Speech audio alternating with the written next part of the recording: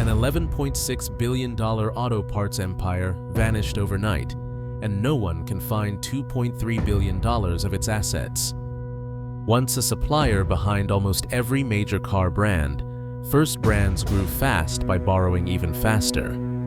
In this episode, we'll unpack how debt built their empire, how accounting blurred the truth, and what every CFO should have seen coming. This is Boardroom Breakdown.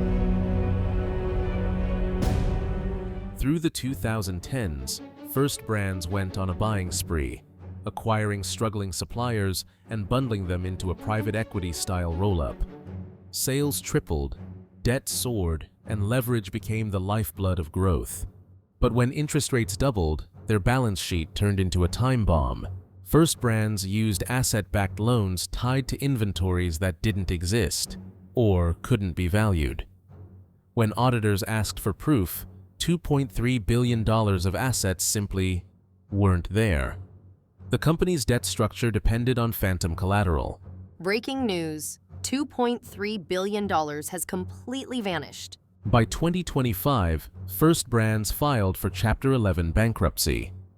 Suppliers went unpaid, 14,000 jobs frozen, and forensic accountants discovered that debt had been recycled through shell units to mask liquidity. Founder and CEO Patrick James stepped down in mid-October 2025 amid the bankruptcy and investigation.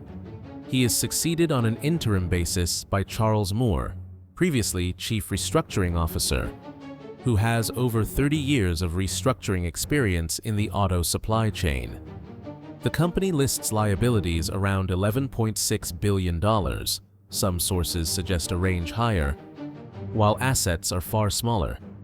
The U.S. Department of Justice has opened a preliminary inquiry into First Brands' creditor dealings, especially its off-balance sheet financing and receivables pledging.